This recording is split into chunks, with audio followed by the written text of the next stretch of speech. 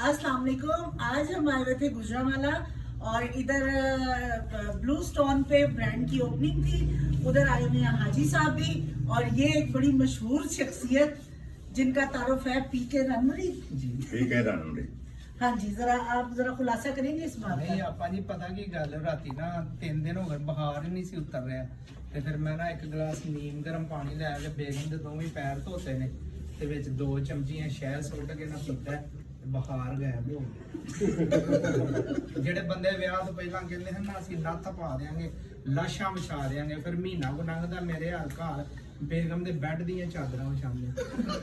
हाँ, very good very good. बहुत दुखी है बहुत दुखी है। ਤੇ ਛੋਟੇ ਭਰਾ ਨੇ ਜਦੋਂ ਮਾਰਿਆ ਨਾ ਦੇਵਾ ਨੂੰ 3 ਦਿਨ ਮੇਰਾ ਅੰਦਰੋਂ ਦਿਲ ਰੋਂਦਾ ना नहीं हौसला कर यार। की हो गया? ਮਾਂ ਪਿਓ ਮਰ ਜਾ ਸਾਰਾ ਮਹੱਲਾ ਕਹਿੰਦਾ ਸੀ ਤੇਰੇ ਮਾਂ ਪਿਓ ਜਨਾਨੀ ਮਰ ਜਾ ਮਹੱਲੇ 'ਚ ਕੋਈ ਬੀਬੀ ਆਂਦੀ ਮੈਂ ਤੇਰੀ ਜਨਾਨੀ ना मेरा भी ना रो ना रो। कोई नहीं, ਅਸੀਂ ਤੇਰਾ ਨਵਾਂ ਰਿਸ਼ਤਾ ਲੱਭਦਾ ਨਹੀਂ ਤੂੰ ਮਗਰੋਂ ਲੱਥਣ ਦੇ। ਉਹ ਅੱਗੇ 14 ਸਾਲਾਂ ਬਾਅਦੋਂ ਲੱਭੀ ਉਹਨੂੰ ਛੱਡ ਕੇ ਨਹੀਂ ਦਿੰਦਾ बहुत अच्छे यार, बहुत अच्छे, वेरी गुड वेरी गुड। 14 साल लेके कर दिया। ਮੈਂ ਨਹੀਂ ਰੋਂਦਾ ਮੇਰਾ ਅੰਦਰੋਂ ਦਿਲ ਨੂੰ